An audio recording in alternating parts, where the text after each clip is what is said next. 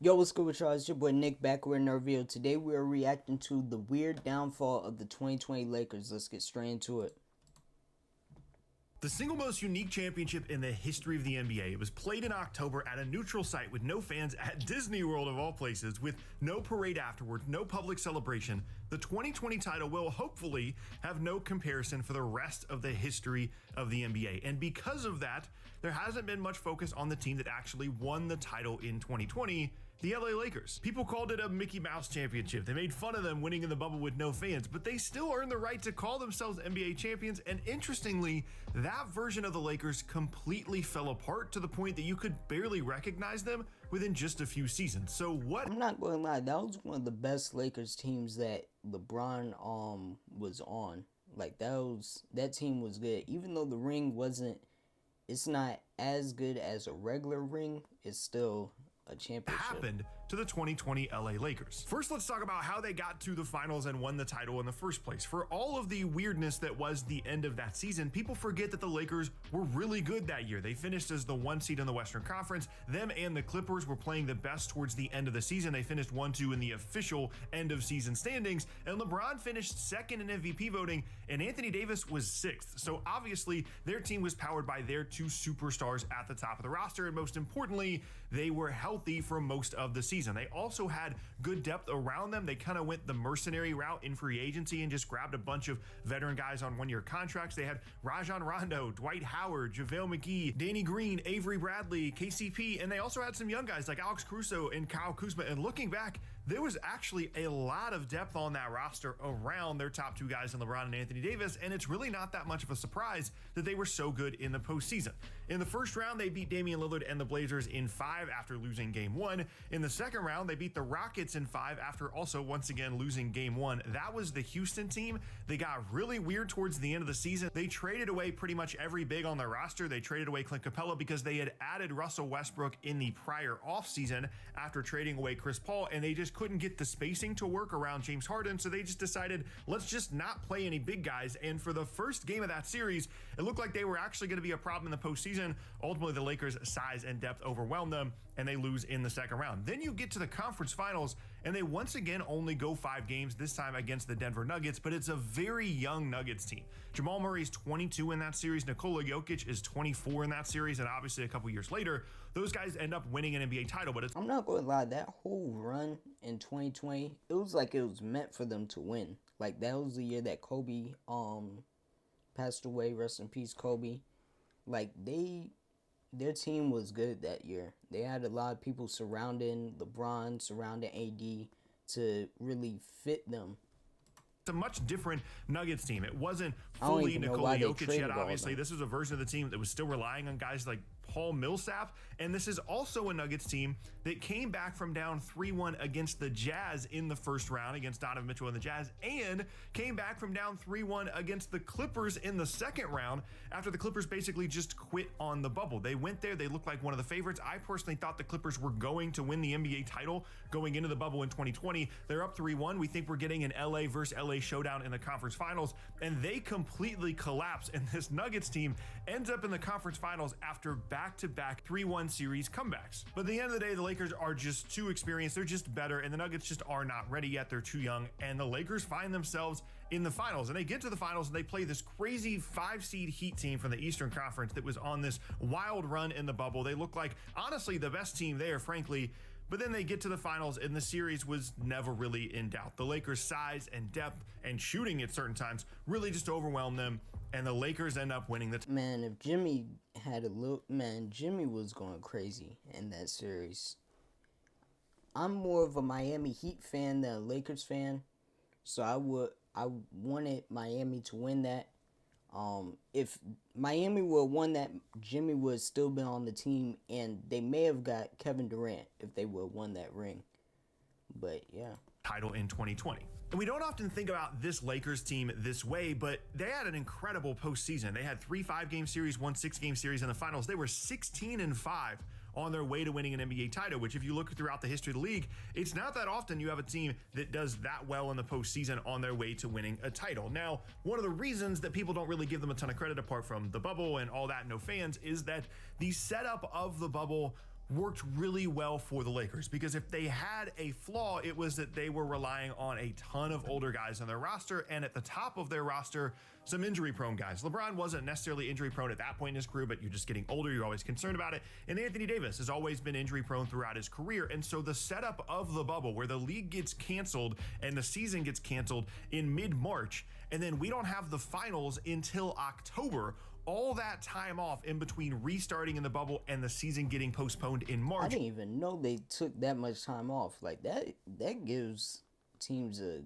crazy advantage. Like, you get to get healthy and everything. Like, it's like a start new season at that Help point. the Lakers get healthy and get ready to go and have a veteran group that knew going into the bubble, we've got like 2 months of basketball to go and win a title, and that's all we have to pay attention to. We don't have to load manage through 82 games. We don't have to figure out who's going to be healthy. Everybody's healthy. Everybody's ready to go. And for LeBron and AD specifically, that was a massive advantage compared to a lot of other teams that would have been totally fine playing the season on from March had the season not gotten postponed. And at that point, once they win the NBA title, there's no reason to believe that they are not going to continue to contend over the next couple of seasons. They started to usher in not necessarily a new era, but a little bit of a new play style, because the Lakers were so bruising and they were so big and physical. They rebounded well. They played Anthony Davis alongside a center a bunch, and then you had LeBron at the 3, and then when they wanted to go quote unquote small, it was LeBron and AD in the front court, so they weren't small at all. And teams were starting to realize with this Lakers team, as well as with the rise of guys like Nikola Jokic and Joel Embiid, that playing a little bit bigger was starting to work better going against some of these small ball lineups that these other teams had used. And you've got LeBron, you've got Anthony Davis, you've got Frank Vogel as head coach, a bunch of good role guys. So the thought is at the time they're going to continue to contend. The problem was that a bunch of roster turnover at the end of that season with a bunch of these back end of the roster veterans. Guys like JaVale McGee, Rajon Rondo, Dwight Howard, Danny Green, Avery Bradley. They moved on from all of those guys in one way or another and basically tried to do the exact same thing the following season by bringing in a bunch of veterans like Marc Gasol, Montrezl Harrell, Wes Matthews. They traded Danny Green for Dennis Schroeder to provide them a little bit more playmaking, and that set of veterans just didn't work nearly as well as the ones that they won the title with.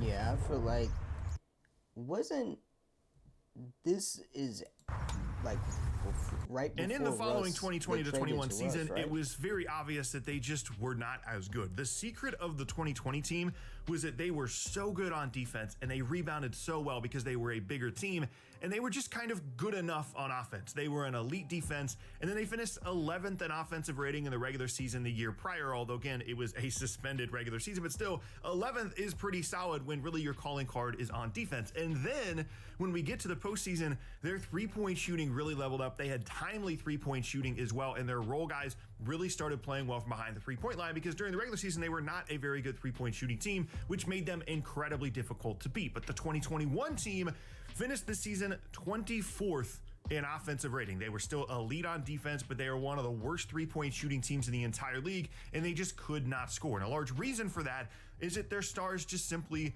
were not healthy. LeBron and Anthony Davis both missed a bunch of time, so they only went 42-30 in the regular season and lost in the first round to the Phoenix Suns. And as much as the bubble helped them win I feel like that bubble team had, like, they had a lot of chemistry. Like, all the players on the team, if you look at highlights, if you look at the actual game, they had a lot of chemistry between all of them, so title in 2020, the schedule following it with a shorter off season, more games packed into a shortened season, 72 games, but still more games in a smaller time period, really did not help the Lakers with the way they had put together their roster, which all leads to going into the postseason not healthy and ultimately not winning a single series, trying to defend their title. But it was clear that there was a lot of potential still with that team if they had stayed the course. There were certainly calls for shaking up the roster, potentially changing up the coach. There was a lot of things that people were asking for the Lakers to do, but realistically, looking back on it, that 2-year window from when the season gets suspended in 2020 to the end of the 21 season, things were so weird that you really shouldn't be making large decisions about how good your roster is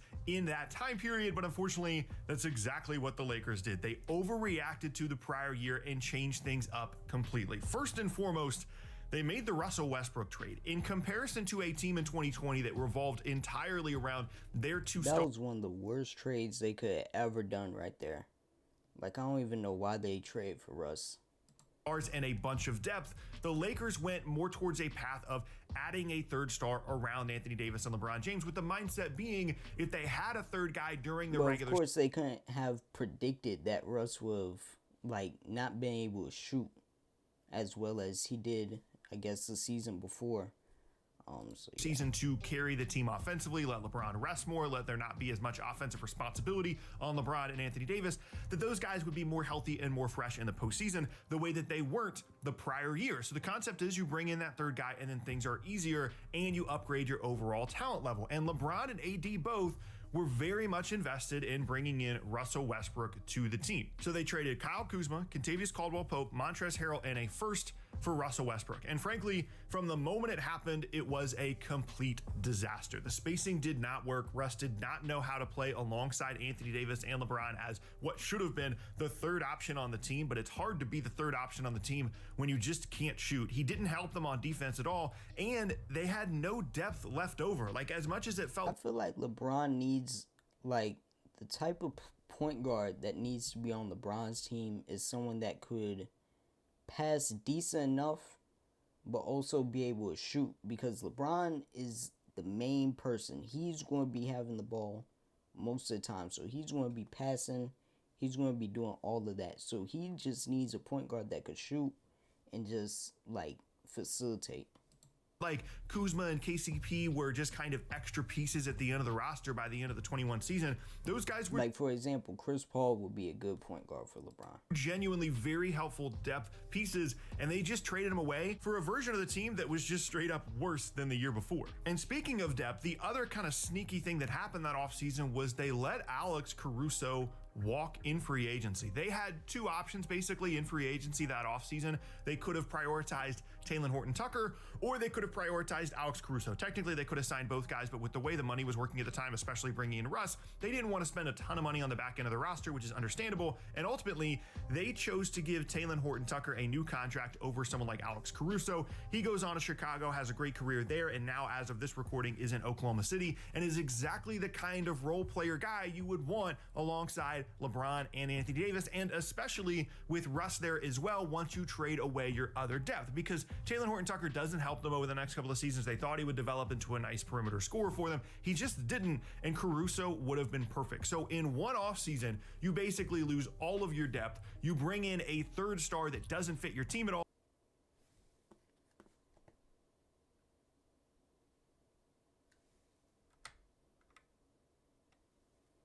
Lakers. After a disappointing first season with Russell Westbrook, they end up trading him in the following trade deadline in 2023, giving up even more assets, making the trade that much worse, giving up a first in the trade in the first place, plus your depth, then trading away draft assets just to get rid of them a year and a half later. And essentially at the time that that trade happens, that's the end of the 2020 title team. They just completely misunderstood what made their team great. It was LeBron and Anthony Davis at the center of it, and it was role guys, and it was depth, and it was defense, and it was shooting. And frankly, a lot of the blame also needs to be put on LeBron and Anthony Davis for pushing for the Russell Westbrook trade in the first place. For all we know, the organization wanted to be patient that offseason. They realized that it was just a weird situation the prior year, and they were forced into it by LeBron and AD themselves. They wanted more star power, and that was the downfall of the team, because they just were not able to replace all the depth that they lost. Had they continued to go with the blueprint of that 2020 team, there's a realistic version of the team that allows them to continue to contend over the next couple of seasons. So what happened to the 2020 LA Lakers as of this recording? Well, first, LeBron is still on the team. AD was traded for Luka in 2025, one of the craziest trades in NBA history and sports history.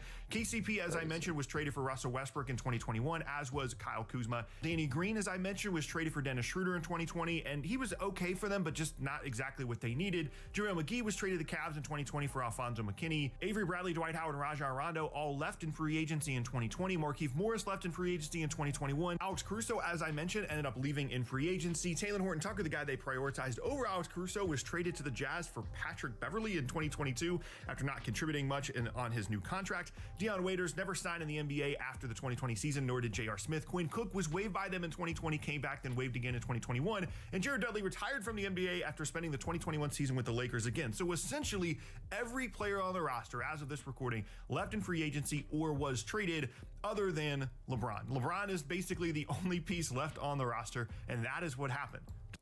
Yeah, they destroyed their team after that. Shout out Sports Logically for another good video. I've reacted to a bunch of his videos. He does good. I feel like that Russ move like messed up almost everything for real, for real. Like they just could have been smarter. LeBron could have been smarter with choosing who he wanted. Like throughout that time, it seemed like he just was thinking that the players were in their prime, and he just wanted them on the team. Like he got Carmelo, he got um Dwight, got all these people that are past their prime, and he wanted them on the team. So it just made no sense to get Russ in that situation. And yeah, like I said, LeBron needs a point guard that could shoot, that could make plays off the ball, like get open and be able to create his shot off the ball and on the ball sometimes when he's not on the court. But yeah, that's what I think about it. Let me know what y'all think in the comments, and I'm out.